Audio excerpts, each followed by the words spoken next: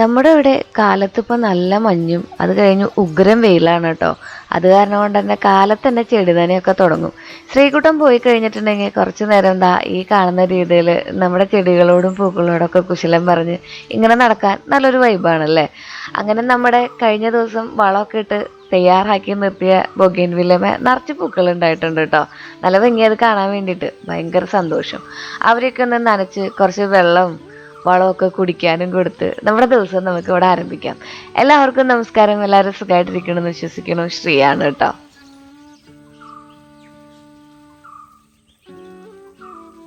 ഇന്നത്തെ ദിവസം എവിടെ തുടങ്ങണം എങ്ങനെ തുടങ്ങണം എന്ന് ഭയങ്കര കൺഫ്യൂഷനിലായിരുന്നു. ഒന്നും ചെയ്യാനില്ലാത്തത് കൊണ്ടല്ല കേട്ടോ, ഒത്തിരി കാര്യങ്ങൾ ചെയ്തു തീർക്കാനുള്ള കാരണം കൊണ്ട്. അങ്ങനെയുള്ള ദിവസങ്ങളിലാണ് നമ്മൾ ഈ ചെടിത്തോട്ടത്തിൽ നിന്ന് നമ്മുടെ ദിവസം ആരംഭിക്കുന്നത്. കുറച്ചു നേരം ചെടിയൊക്കെ നനച്ചു നിൽക്കുന്നതിൻ്റെ ഇടയിൽ ഒരു കച്ചിത്തുരുമ്പ് കൂട്ടും എവിടെ തുടങ്ങണം എന്നുള്ളത്. പിന്നെ അതും അങ്ങോട്ട് പിടിച്ചു കയറലാണ്. നമ്മുടെ വീട്ടിൽ പുതുതായിട്ട് കൊണ്ടു നട്ടിട്ടുള്ള വള്ളിച്ചെടിമേ നിറച്ച് പൂക്കൾ ഉണ്ടായിട്ടുണ്ടായിരുന്നു. നല്ല ഭംഗിയുണ്ട് കേട്ടോ. 10-250 രൂപ കൊടുത്ത് ആളെ മേടിച്ച് വെച്ചിട്ട് ആള് പോയി എന്നുള്ള സങ്കടത്തിലും പൂവുണ്ടാവില്ല എന്നുള്ള പരാതിയും തീർത്തുകൊണ്ട് നിറച്ച് പൂക്കൾ ഉണ്ടായിട്ടുണ്ട്. അതൊക്കെ കാണുമ്പോൾ പിന്നെ ഒരു പോസിറ്റീവ് വൈബ് ആണല്ലോ. അങ്ങ് ദൂരെ അവിടെ നിന്ന് മയിലിൻ്റെ ഒച്ചയൊക്കെ ഉണ്ടായിരുന്നു. അപ്പം ഞാൻ നിങ്ങൾക്ക് കാടിൻ്റെ ഭംഗിയൊക്കെ കാണിച്ചു തന്നിട്ടേ നമ്മുടെ വിവാദ വിഷയമായിട്ടുള്ള ഈ ഡ്രസ്സ് മാറി ഇതാ നമുക്കൊരു പുലിക്കുട്ടീനെ അങ്ങോട്ട് എടുത്തണിയാം.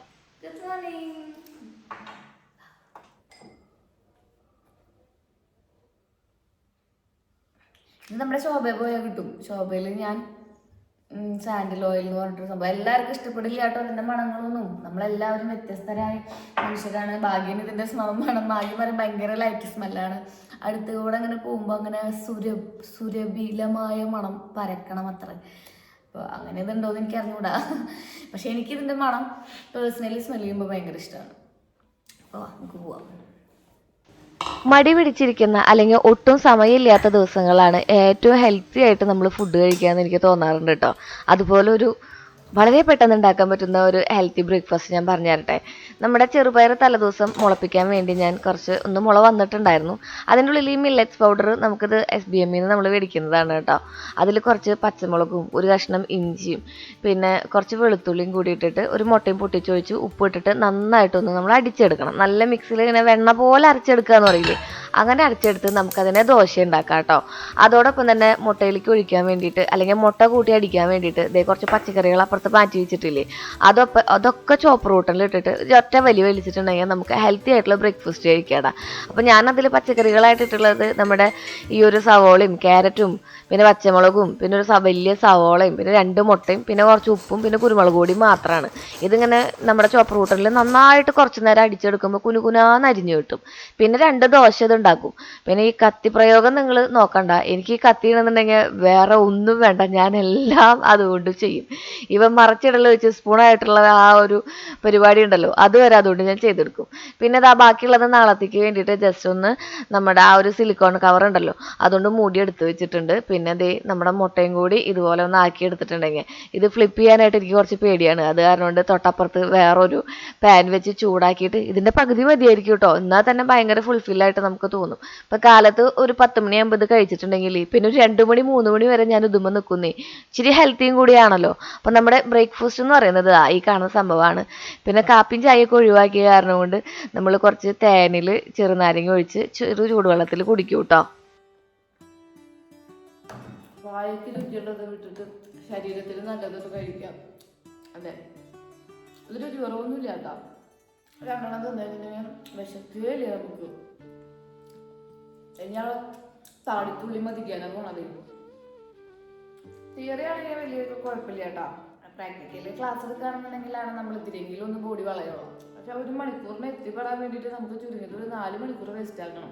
യാത്ര അതൊക്കെ അതാണ് ബുദ്ധിമുട്ട്. വീട്ടിൽ നിന്ന് പുറത്തിറങ്ങിയിട്ടുണ്ടെങ്കിൽ ഈയിടെയായിട്ട് എനിക്ക് ഭയങ്കര മടിയാടാ ഫോൺ എടുക്കാൻ. അത് കാരണം കൊണ്ട് ഞാൻ അതൊന്നും ഷൂട്ട് ചെയ്തില്ല. പിന്നെ നിങ്ങൾ എന്നും കാണുന്ന കാഴ്ചകളടിച്ച് നിങ്ങൾ ബോറടിപ്പിക്കണ്ടല്ലോ എന്ന് വിചാരിച്ചു. തലേദിവസം നമ്മൾ ഉണ്ടാക്കി വെച്ചിട്ടുണ്ടായിരുന്ന ആ ഒരു അച്ചാറുണ്ടല്ലോ, അത് ഞാൻ കുറച്ച് വെള്ളം ഒഴിച്ചൊന്ന് ലൂസാക്കിയിട്ടാണ് പോയിട്ടുണ്ടായിരുന്നത് കേട്ടോ. ഇനിയിപ്പോൾ അത് നമുക്ക് കുപ്പിയിലേക്ക് മാറ്റാം. പിന്നെ അത് ആ ചോറ് ഞാൻ വന്നപ്പോൾ തന്നെ അടപ്പത്തിട്ടുണ്ടായിരുന്നു കേട്ടോ. ഇവിടെ അടപ്പത്തിടുക എന്നാണ് പറയുക അരിനെ. അങ്ങനെ അടപ്പത്തിട്ടിട്ടുണ്ടായിരുന്നു. ഇപ്രാവശ്യം നമ്മുടെ മേടിച്ചിട്ട് നിറപറയുടെ അരി ഉണ്ടല്ലോ, നിറപറയല്ല പവിഴാന്ന് തോന്നുന്നു കേട്ടോ, അതിൻ്റെ ആ ഒരു മട്ടയോ അതുപോലെ ചെമ്പാവരിയോ എന്തോ ആയിരുന്നു സംഭവം. അത് പെട്ടെന്ന് വേവോ, ഒന്ന് തിളപ്പിച്ച് അടച്ചു വെച്ചിട്ടുണ്ടെങ്കിൽ അതങ്ങോട്ട് വെന്തു. നമ്മൾ പെതർമൽ കുക്കറിൽ ഇറക്കി വെക്കേണ്ട ആവശ്യം ഉണ്ടായിരുന്നില്ല. അപ്പോൾ ഞാൻ അതൊന്ന് കുളിച്ച് ഇത്തിരി നേരം ഒന്ന് നമ്മുടെ കമൻസ് ഒക്കെ റീഡ് ചെയ്ത് വരുമ്പോഴേക്കും അത് വെന്തിട്ടുണ്ടായിരുന്നു.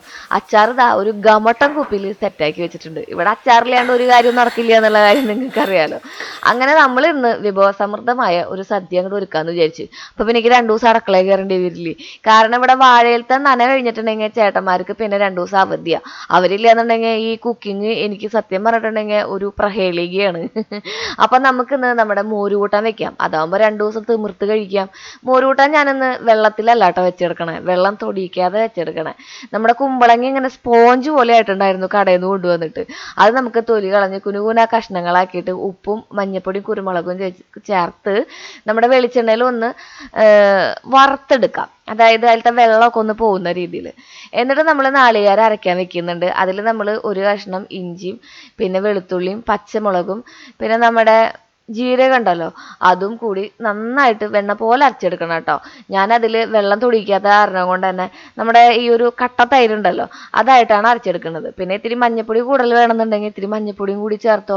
എന്നിട്ട് നമുക്കിതിനെ നന്നായിട്ട് അരച്ചെടുക്കാം.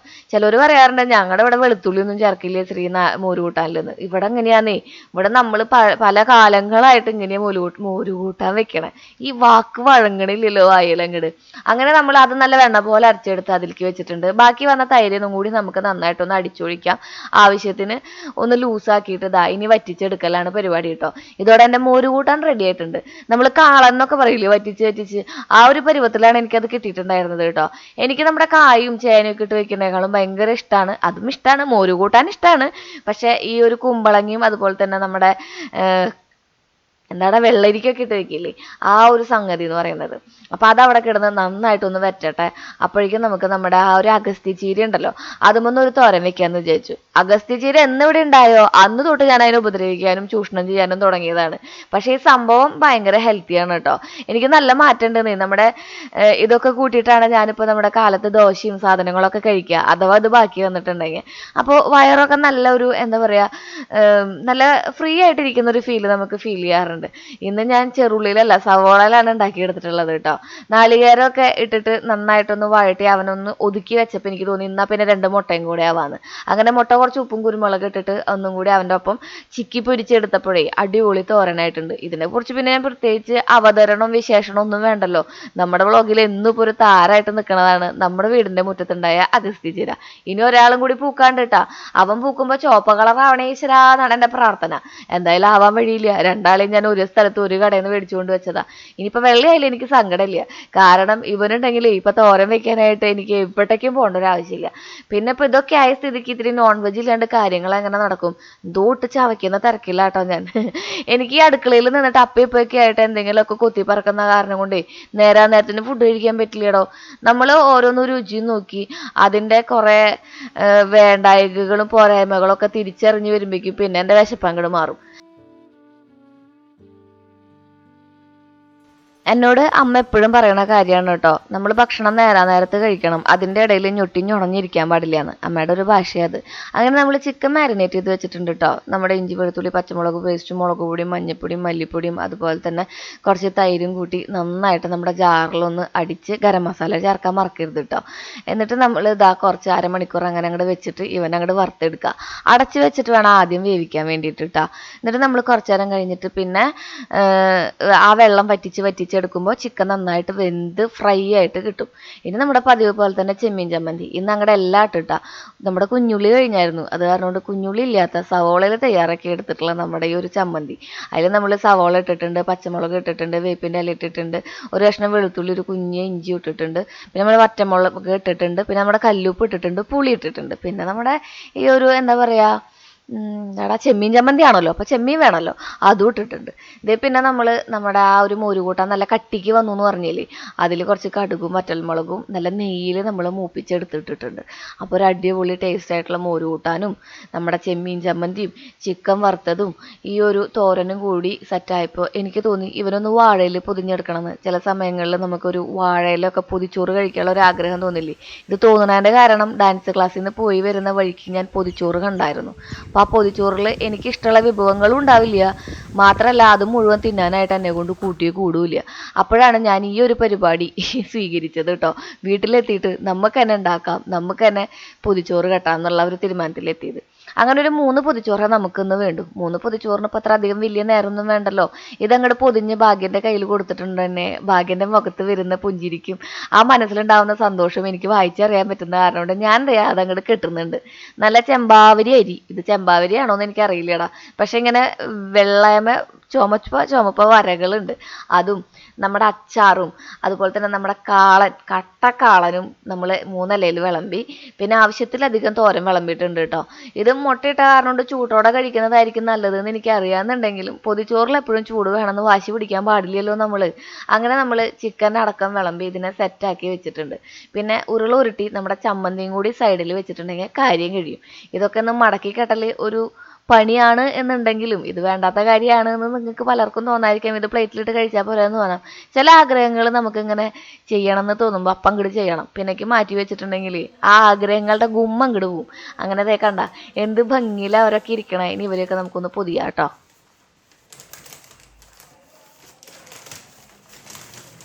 ഈ പൊതിച്ചോറ് കഴിക്കുമ്പോൾ എനിക്ക് ഇപ്പോഴും ഭയങ്കര ഒറ്റപ്പെടൽ ഫീൽ ചെയ്യും കേട്ടോ. ഈ 10-17 വയസ്സുള്ള സമയത്തല്ലേ നമ്മൾ പൂനെ പോവാറ്.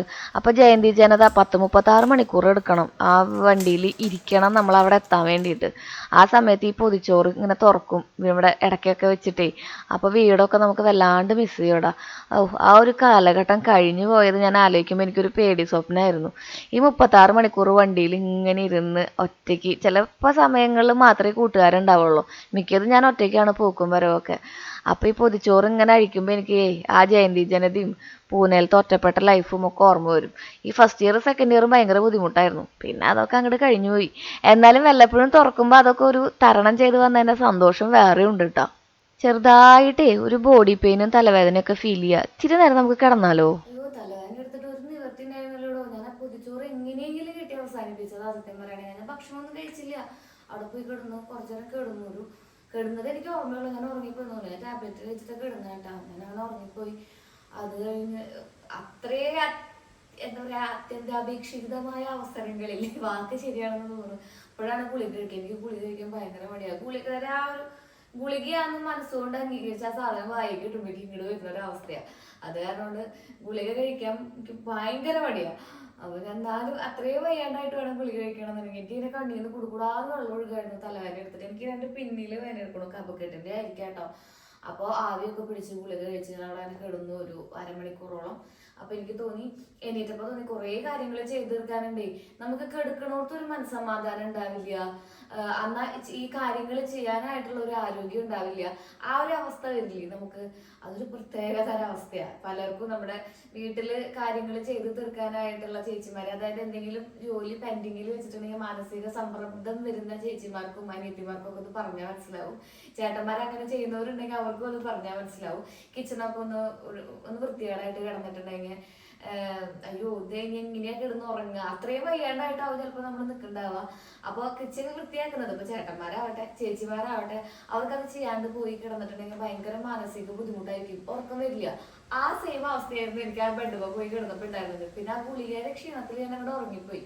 ഉറക്ക ഗുളിക കണ്ടാ കഴിച്ചിട്ടുണ്ടോ, പക്ഷെ പാരസിറ്റമോളിന് എഴുതിയുണ്ടായ ട്രൈമോളിന് എഴുതിയുണ്ടായ അങ്ങനെ ഞാൻ കിടന്നു. അപ്പൊ എനിക്ക് ഈ ഒതുക്കി പറക്കി വയ്ക്കുന്ന കാര്യങ്ങൾ ചെയ്തിട്ടുണ്ടെങ്കിൽ ഞാൻ കുറച്ചും കൂടി ഉഷാറാവും. എനിക്കൊന്ന് അല്ലെങ്കിൽ ഇനി അടുത്ത ക്രിസ്മസിന് എനിക്ക് ഇത് ഇടേണ്ടി വരില്ല, ഇവിടെ തന്നെ കിടക്കണ്ടേ. അപ്പോൾ ഇനിയിപ്പോൾ അതിന് കളറൊക്കെ മങ്ങി തുടങ്ങും. പിന്നെ എനിക്ക് കുറച്ചും കൂടി ഇൻട്രസ്റ്റ് ഉള്ള ഒരു കാര്യമാണ്. അപ്പം ഞാൻ വിചാരിച്ചു എന്നാൽ എവിടെയൊക്കെ ഒന്ന് ഒതുക്കി പറക്കി വീടൊക്കെ ഒന്ന് ഡീപ്പ് ക്ലീൻ ചെയ്യാന്ന്. നമ്മള് വരാക്കരപ്പുരത്തിന് വന്ന് കയറിയതിന്റെ പിറ്റേ ദിവസമാണ് കേട്ടോ. അപ്പൊ എനിക്ക് കുറെ കാര്യങ്ങൾ അടക്കി പറക്കാനും അലക്കാനും ഒക്കെ ഉണ്ട്. Let's start. ഇതൊക്കെ കെട്ടി തൂക്കാൻ എന്തായിരുന്നു ആവേശം. ആ ആവേശമൊന്നും ഇപ്പൊ വലിയ കാര്യമായിട്ടില്ല കേട്ടോ. നമ്മുടെ ഇലുമിനാറ്റി പാട്ടിലത്തെ എനർജി ആയിരുന്നു ഇത് കെട്ടി തൂക്കാൻ വേണ്ടിയിട്ട്. ഇതിപ്പോ ഒരു പണിയായിട്ടാണ് ഫീൽ ചെയ്യുന്നത്. കുറച്ച് ദിവസം മുന്നേ അമ്മ കൈമുറിഞ്ഞ ഒരു കാര്യം നിങ്ങൾക്ക് കാണിച്ചു തന്നിട്ടുണ്ടായിരുന്നില്ലേ? ദാ ഈ കിടക്കുന്ന നമ്മുടെ ഈ കൊപ്ര അത് നമ്മുടെ നാട്ടിൽ ഇങ്ങനെ പറയൂട്ടോ. അതായത് കൊട്ടത്തേങ്ങ ഉണ്ടല്ലോ, കൊപ്ര, അത് നമ്മൾ അരിഞ്ഞുണക്കണതിൻ്റെ ഇടയിലാണ് പാവ അമ്മയുടെ കൈ മുറിഞ്ഞത്. അപ്പോൾ ആ സ്മരണാർത്ഥം ഞാൻ അതിനെ ഒന്നും കൂടെ ഉണക്കിയിട്ട് നമുക്ക് ഇന്ന് തന്നെ ആട്ടിയെടുക്കണം എന്നുള്ള ഒരു പ്രതിജ്ഞയിലാണ് ഞാൻ. ബാക്കിൻ്റെ കയ്യിൽ നമുക്ക് കൊടുത്തുവിടാം. ഇവിടെ ശശിയേട്ടൻ്റെ ആട്ടുന്ന സ്ഥലമുണ്ട്, അവിടെ കൊണ്ടുപോയിട്ട് ആട്ടിക്കൊണ്ടുവരും. ആട്ടുക, ആട്ടലല്ല ആട്ടാ, നാളികേരം ആട്ടുക. അങ്ങനെ നമ്മൾ ബാക്കിയുള്ള സംഭവങ്ങളൊക്കെ വലിച്ച് പറിച്ചെടുത്തിട്ടുണ്ട്. ശ്രീകുട്ടൻ പറയണത് ഇവിടെ ഒരു പ്രത്യേക വൈബാണ് അമ്മ ഇതിൻ്റെ ഉള്ളിലേക്ക് വരുമ്പോൾ, ഇതൊന്നും മാറ്റി വെക്കേണ്ടതെന്ന്. ഇത് മാറ്റി വെച്ചില്ലെങ്കിൽ പിന്നെ നമ്മൾ അടുത്ത കൊല്ലം എന്തെടുത്ത് ചാർത്തും അല്ലേ? അപ്പം നമുക്ക് ഇതിങ്ങനെ ഓരോ സൈഡിൽ നിന്ന് വലിച്ച് പറിച്ചെടുക്കി സെറ്റാക്കാം. ശ്രീകുട്ടനെ ഇതിങ്ങനെ ചാർത്താൻ മാത്രമേ ഇഷ്ടമുള്ളൂട്ടാ. ഇത് ഒതുക്കി പറക്കി വെക്കുന്ന കാര്യങ്ങളൊന്നും ആള് അവസ്ഥയ്ക്ക് പോയില്ല. പിന്നെ ഞാൻ കൊച്ചിനെ ബുദ്ധിമുട്ടിപ്പിക്കേണ്ടെന്ന് വിചാരിച്ചു. നമുക്കേ ഇഷ്ടമില്ല, അതിൻ്റെ ഇടയിൽ കൂടെ ഇഷ്ടമില്ലാത്ത കാര്യങ്ങൾ നമ്മൾ മറ്റുള്ളവരെ കൊണ്ട് ചെയ്യിപ്പിക്കുന്നത് ശരിയല്ലല്ലോ. എനിക്ക് അങ്ങനെ ഒരു കുഴപ്പമുണ്ട് കേട്ടോ. എനിക്ക് ഇഷ്ടമില്ലാത്ത കാര്യങ്ങൾ ഞാൻ മറ്റുള്ളവരെ അടിച്ചേൽപ്പിക്കാൻ ശ്രമിക്കൂല, അവരോടത് ചെയ്യാൻ പറയൂല. ഈവൻ എനിക്ക് ഇഷ്ടമില്ലാത്ത ഫുഡ് പോലും ഞാൻ മറ്റുള്ളവരോട് കഴിക്കാൻ പറയില്ല. അതൊരു പ്രത്യേകതര അസുഖമാണെന്നല്ലേ? അങ്ങനെയുള്ളവരുണ്ടെങ്കിൽ കമൻറ്റ് ചെയ്തോളൂ. അങ്ങനെ നമ്മുടെ ട്രീ ഒക്കെ നമ്മൾ അഴിച്ച് സെറ്റാക്കി വെച്ചിട്ടുണ്ട്. എങ്ങനെയാണോ ഇക്ക എനിക്ക് തന്നെ അതുപോലെ ആക്കി വെച്ചിട്ടുണ്ട് കേട്ടോ. ഇതിനൊക്കെ പഴയ രീതിയിൽ ആക്കുക എന്നുള്ളത് വലിയൊരു പണി തന്നെയായിരുന്നു എന്നുണ്ടെങ്കിലും ഭയങ്കര സന്തോഷം. കുറച്ച് നേരം ആ സമയമൊക്കെ പോയി തലവേദനയൊക്കെ മാറിയ ഒരു ഒരു ഒരു ഫീല് വന്നായിരുന്നു. ഇതിനൊക്കെ സെഗ്രിഗേറ്റ് ചെയ്തിട്ടേ അടുത്ത കൊല്ലം നമുക്ക് ഈസി അവൈലബിൾ ആവുന്ന രീതിയിൽ വേണം ചെയ്യാൻ വേണ്ടിയിട്ട്. അല്ലെങ്കിൽ അതിൻ്റെ കളറും അതുപോലത്തെ ഗിൽറ്റും കാര്യങ്ങളും ഒക്കെ പോവും. അപ്പോൾ പിന്നെ നമുക്ക് ഉപയോഗിക്കാൻ പറ്റില്ല. അപ്പോൾ നമുക്ക് പുതിയത് തേടി പോകേണ്ടി വരും. അപ്പോൾ അത് വേണ്ട. നമുക്ക് ഇതിനെ ഓരോ പ്ലാസ്റ്റിക് പോളിത്തീൻ കവറിലായിട്ടേ സെപ്പറേറ്റ് ചെയ്ത് വെക്കാം. അപ്പോൾ നമുക്ക് വേറെ സ്ഥലങ്ങളിൽ തൂക്കും ചെയ്യാം. അടുത്ത കൊല്ലം കുറച്ച് സാധനങ്ങൾ മേടിച്ചാലും മതിയല്ലോ. നമ്മൾ കഴിഞ്ഞ കൊല്ലം എന്തിന് നമ്മുടെ തലൂര് ഉപയോഗിച്ചിരുന്ന സാധനങ്ങൾ വരെ ഇക്കൊല്ലം ഞാൻ എടുത്ത് അവിടെ ഇവിടെയൊക്കെ ചാർത്തിയിട്ടുണ്ട്. എന്താലേന്ന്. അപ്പോൾ നമുക്ക് മാല ബൾബ് പിന്നെ അടക്കി പറക്കലായിരുന്നു ഒരു പണിയായിട്ട് വന്നിട്ടുണ്ടായിരുന്നത്. ഇത് ഈ വള്ളി പോലെ കിടക്കുന്ന സാധനങ്ങളല്ലേ, കെട്ടുകൂടാണ്ട് ഇതിങ്ങനെ ആക്കിയെടുക്കുക എന്നുള്ളത് ഒരു പണി തന്നെയായിരുന്നു. അപ്പോൾ എനിക്ക് തോന്നി എന്നാൽ പിന്നെ നമ്മുടെ വീടൊന്ന് അടിച്ചു വാരി തുടങ്ങിയാണ്. ഇടയ്ക്കിടയ്ക്ക് ഒരു ഡീപ്പ് ക്ലീനിങ് നല്ലതല്ലേ? നമ്മുടെ വീട് എന്നും നമ്മൾ ഭംഗിക്കിട്ടാലും ഏതെങ്കിലും ഒരു ദിവസം ഇത്തിരി ഭംഗി കുറഞ്ഞോ അന്നാണ് നമ്മുടെ വീട്ടിലേക്ക് ആരെങ്കിലും കയറി വരിക. ആ കയറി വരുന്ന ആൾക്കാരെ എന്ത് വിചാരിക്കും എന്ന് വിചാരിച്ചിട്ടല്ല നമ്മൾ വീട് വൃത്തിയാക്കി ഇടുന്നതെന്നൊക്കെ പറയാമെന്നുണ്ടെങ്കിലും മനസ്സിൽ ചെറിയൊരു സങ്കടം ഉണ്ടാവും നമുക്ക് അല്ലേ? പക്ഷേ അവരെന്ത് വിചാരിച്ചിട്ടുണ്ടാവുമെന്ന്. അങ്ങനെ ആ വിചാരം ഒഴിവാക്കണം എന്നുണ്ടെങ്കിൽ നമ്മൾ എന്ത് ചെയ്യണം? അടിച്ചു വാരി തുടച്ചിടണം. നമ്മുടെ വീട് എപ്പോഴും വൃത്തിക്കിടണം. അറ്റ്ലീസ്റ്റ് നമ്മുടെ ആ സിറ്റ് ഔട്ട് ഏരിയയെങ്കിലും. അപ്പം നമുക്കിന്ന് ആ ഒരു പരിപാടിയിലേക്ക് കടക്കാട്ടോ. നമ്മൾ മറ്റുള്ളവർ എന്ത് വിചാരിച്ച് ജീവിക്കും എന്നൊക്കെ ജീവിച്ചാൽ നമുക്ക് ജീവിക്കാൻ പറ്റില്ല എന്നൊക്കെ പറയുമെന്നുണ്ടെങ്കിലും ചില സമയങ്ങളിൽ നമ്മളും ചിന്തിക്കാറുണ്ട്, അവരെന്ത് വിചാരിച്ച് കാണും എന്നുള്ളത്. മനുഷ്യ സ്വാഭാവികമാണ് അതൊക്കെ തന്നെയാണോ ലൈഫും. അല്ലാണ്ട് നമ്മൾ നമുക്ക് വേണ്ടി ജീവിക്കണം, മറ്റുള്ളവർക്ക് വേണ്ടി ജീവിക്കരുത് എന്നൊക്കെ പറഞ്ഞാൽ എവിടെയെങ്കിലുമൊക്കെ വെച്ച് നമ്മൾ മറ്റുള്ളവർക്ക് വേണ്ടി ജീവിച്ച് പോകുന്നേ. ഇതിപ്പോൾ എന്തൊക്കെയാണ് ഞാൻ ഈ പറഞ്ഞേ. അപ്പം നമുക്ക് നമ്മുടെ പരിപാടി തുടങ്ങാം. വീടൊക്കെ മുകളിലത്തെ ഏരിയയിലേക്ക് നമ്മൾ കിടക്കണേ ഇല്ല, എന്നാലും വീടിൻ്റെ അടിയിലത്തെ ആ ഒരു സ്റ്റെയർ ഉണ്ടല്ലോ, അത് നമുക്ക് നന്നായിട്ടൊന്ന് വൃത്തിയാക്കി ഇടാം കേട്ടോ. നമുക്കും ഒരു സന്തോഷമല്ലേ അതൊക്കെ കാണുമ്പോൾ. ആ വെട്ടിത്തിളങ്ങുന്ന തറയൊക്കെ കാണുമ്പോൾ നമുക്കും ഒരു പോസിറ്റീവ് എനർജി അല്ലേ. വീട് വൃത്തിയായിട്ട് കിടന്നാൽ തന്നെ നമുക്ക് അടുക്കളയിലൊക്കെ കയറാൻ വേണ്ടിയിട്ടും വീടിൻ്റെ ബാക്കി ഇടങ്ങളിലൊക്കെ ഒന്ന് കണ്ണോടിക്കാൻ വേണ്ടിയിട്ടും ഭയങ്കര സന്തോഷം തോന്നാറുണ്ട്.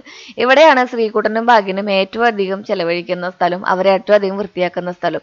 ഇവൻ അവരുപയോഗിച്ച ആ പില്ല പോലും അവർ വീണ്ടും ശ്രീജ അവരെ കുറ്റം പറയാൻ തുടങ്ങിയെന്ന് വിചാരിക്കുന്നത്. ഞാൻ കുറ്റം പറഞ്ഞതല്ല, അവർ ചെയ്യുന്ന കാര്യം പറഞ്ഞതാണ് കേട്ടോ.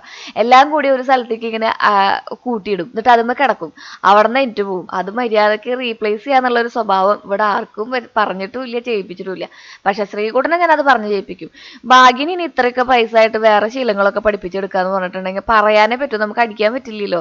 എന്താ പറയാ, അടയ്ക്കാമര ആയിട്ടുണ്ടെങ്കിൽ നമുക്ക് നടു തന്നെ വേണ്ടേ അടയ്ക്കുക. നമ്മുടെ ശ്രീകുട്ടനെ അടക്കിയല്ലേ, ഇപ്പം അവനെ നമുക്ക് മടിയിൽ വയ്ക്കാമെന്ന്.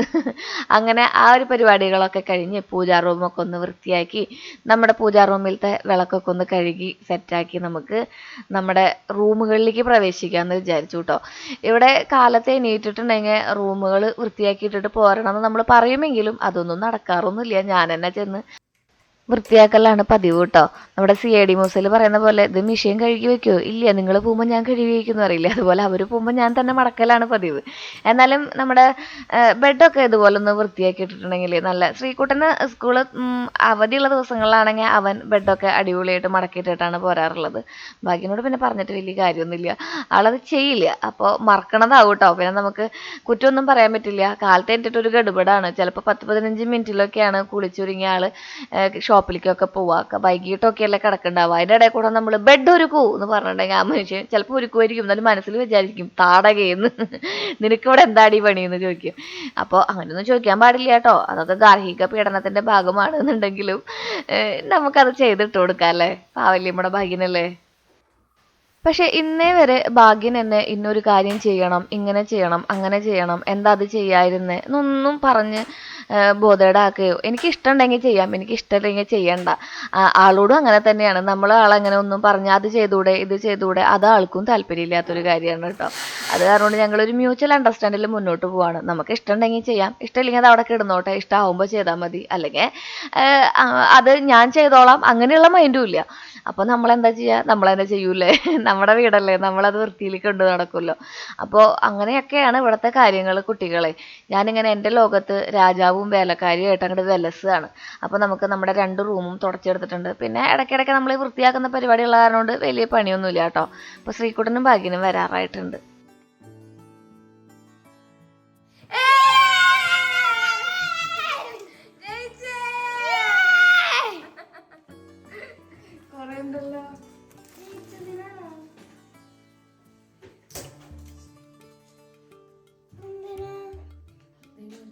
ബദാം കേക്കാണ് ബദാം. കൺഗ്രാറ്റുലേഷൻസ് ശ്രീകുട്ട.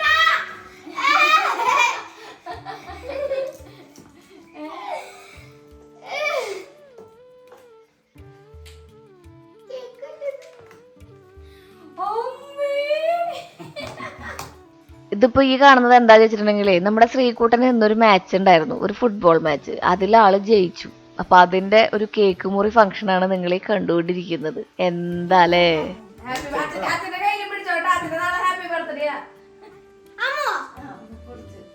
ഹാപ്പി ബർത്ത്ഡേ അച്ഛൻ, കൺഗ്രാറ്റുലേഷൻ ശ്രീകുട്ടൻ.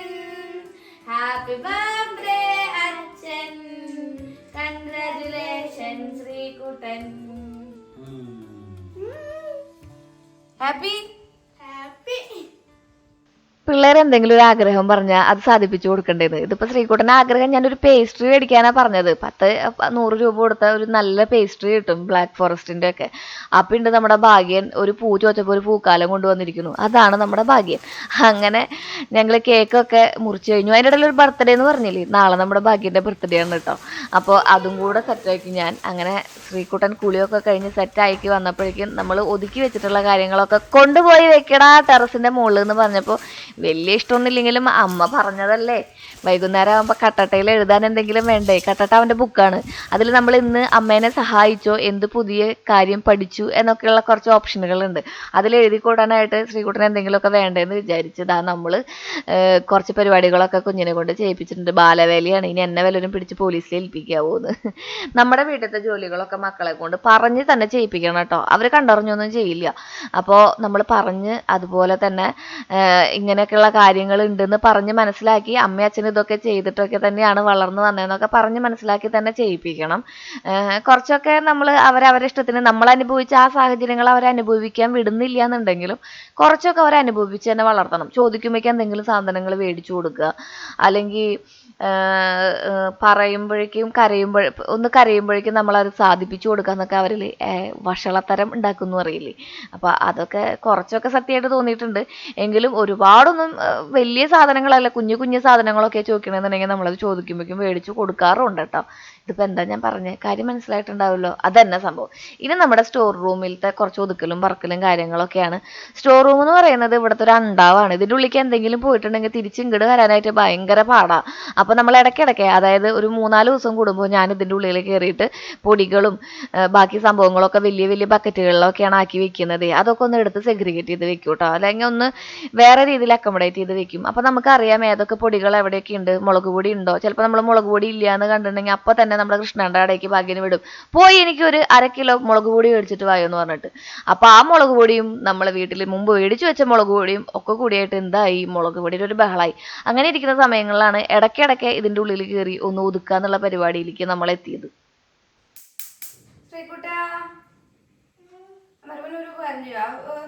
നമ്മുടെ പൂജാ റൂമിൽ ഇത് കത്തിച്ച് വെക്കുന്ന മണ്ണിന്റെ കപ്പ് പോലത്തെ സാധനം വെക്കേണ്ടി വരും.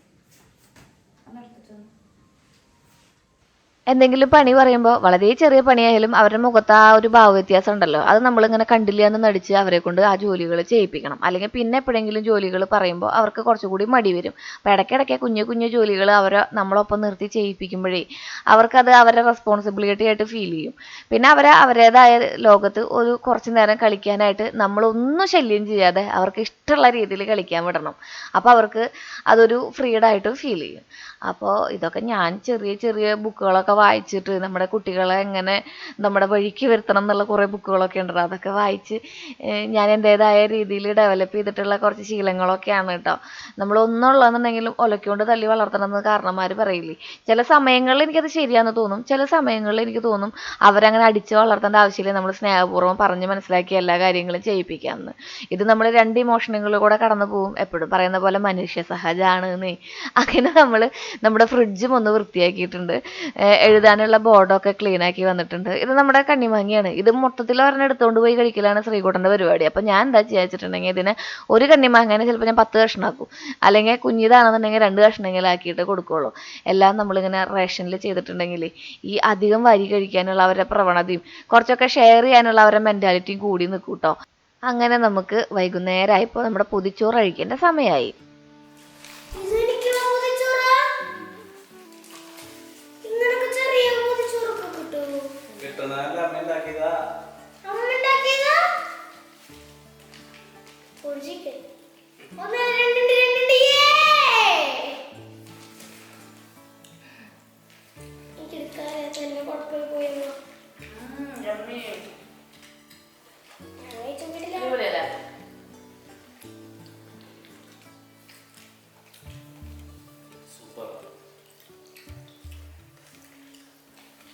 ആട്ടിയ വെളിച്ചെണ്ണ ഉച്ചയ്ക്ക് നമ്മൾ ഉണക്കാനിട്ട ആ ഒരു തേങ്ങയുണ്ടല്ലോ, അത് ഭാഗ്യം ആട്ടിക്കൊണ്ടു. ഇത് ആദ്യം എടുത്തോളൂ. ഞാൻ ഇതിലത്തൊക്കെ ഉണ്ടായപ്പോൾ കുപ്പി മേടിച്ചതാ. ഇത് എത്ര ഉണ്ടാവും കേട്ടോ? ഇത് 4 കിലോ ഉണ്ടാവും. അമ്മ കൊടുത്തു വിട്ടതാണ് ഉണക്കി. ഇത് ചെത്തിയിട്ടാണ് അമ്മരെ കൈ മുറിഞ്ഞ്. തേങ്ങ പിണ്ണാക്കത് നോക്കിണ്ടാ, പിണ്ണാക്ക് മുറി. അങ്ങനെ ശശിയേട്ടൻ്റെ അവിടെ നിന്ന് ആട്ടിയ വെളിച്ചെണ്ണയുമായി ഭാഗ്യം എത്തിയിട്ടുണ്ട്. ഇതിങ്ങനെ കറുത്ത് കരിക്കട്ടയായിട്ടിരിക്കണതിൻ്റെ കാരണം അതിൻ്റെ കൊറ്റനുള്ള കാരണം കൊണ്ടാണ് കേട്ടോ. ഇതിന് അടിയിലേക്ക് ആകുമ്പോൾ നല്ലതാ തെളിനീര് പോലെ ഇതുപോലെ ആയിട്ട് വരും. പക്ഷെ എനിക്ക് ആ കറുത്തിരിക്കുന്ന സംഭവം ഉണ്ടല്ലോ ഭയങ്കര ഇഷ്ടമാണ് കഴിക്കാൻ വേണ്ടിയിട്ട്. ചെറിയൊരു മധുരം ഉണ്ടാവും അതിന്. അത്ര ഹെൽത്തി ഒന്നും അല്ലാന്നുണ്ടെങ്കിലും ഞാനത് മുഴുവൻ വാരി തിന്നാണ് ചെയ്യാറുള്ളത്. പിന്നെ നല്ലൊരു സ്ക്രബ്ബറും കൂടിയാണ് കേട്ടോ അത്. അത് നമ്മൾ മുഖത്ത് ഏതെങ്കിലും സോപ്പിൻ്റെ ഒക്കെ ഒപ്പിട്ടിട്ട് ഇങ്ങനെ ഒന്ന് സ്ക്രബ് ചെയ്തിട്ടുണ്ടെങ്കിൽ നമ്മുടെ സ്കിന്നിന് നല്ല ഹൈഡ്രേഷനും കിട്ടും, അതുപോലെ തന്നെ നല്ല ഹെൽത്തി ആയിട്ട് ഫീൽ ചെയ്യും. പക്ഷെ ഞാനത് കഴിക്കാറാണ് പതിവ്. ഈ കൊറ്റൻ കഴിക്കുന്ന ആരെങ്കിലും ഉണ്ടെങ്കിൽ ഒന്ന് പറഞ്ഞോളൂ കേട്ടോ.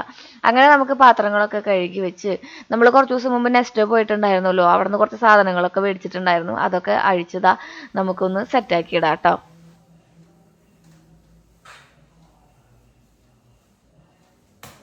ഒബ്സസീവ് കമ്പൽസീവ് ഡിസോർഡർ, അതാണ് നമ്മുടെ OCD എന്ന് പറയുന്നത്. അത് ഭയങ്കര ഒരു വല്ലാത്ത രോഗമാണ്. അത് നമ്മൾ പറയുന്ന പോലെ വൃത്തി രോഗമല്ല അത്. അതായത് നമുക്കൊരു കാര്യം ചെയ്യാതിരുന്നിട്ടുണ്ടെങ്കിൽ അത് ചെയ്തില്ലല്ലോ എന്നുള്ള മാനസിക സമ്മർദ്ദം മൂലം നമ്മുടെ ഉറക്കം വരെ നഷ്ടപ്പെടുന്ന ഒരു അവസ്ഥയുണ്ട്. അത് പറഞ്ഞ് മനസ്സിലാക്കാന്ന് പറഞ്ഞാൽ ഭയങ്കര ബുദ്ധിമുട്ടാണ്. അപ്പോൾ ഈ കിച്ചണൊക്കെ വൃത്തിയാക്കാതിരുന്നിട്ടുണ്ടെങ്കിലും അല്ലെങ്കിൽ നമ്മൾ മനസ്സിൽ ചെയ്ത കാര്യം അല്ലെങ്കിൽ വിചാരിച്ച കാര്യം ചെയ്യാതിരുന്നിട്ടുണ്ടെങ്കിൽ നമുക്ക് ആ ഒരു തോട്ട് വരും. അതായത് ബീറ്റിംഗ് അറൗണ്ട് എ ബുഷ് എന്നാ പറയാം നമ്മൾ. അതിങ്ങനെ ബീറ്റ് ചെയ്തുകൊണ്ടേ ഇരിക്കും നമ്മളെ. അപ്പോൾ ആ ഒരു അവസ്ഥയിലൂടെയൊക്കെയാണ് കിച്ചൺ വൃത്തിയാക്കാണ്ട് പോയിട്ടുണ്ടെങ്കിൽ ഞാൻ കടന്നു പോകാറുള്ളത് കേട്ടോ. ഒരു OCD ആണെന്നൊന്നും പറയാൻ പറ്റില്ല, സിവിയർ ആയിട്ടുള്ള ഒരു OCD ആണെന്നൊന്നും പറയാൻ പറ്റില്ല. പക്ഷെ നമുക്ക് ഭയങ്കര ബുദ്ധിമുട്ടായിട്ട് ഫീൽ ചെയ്യും ആ ഒരു സിറ്റുവേഷൻ.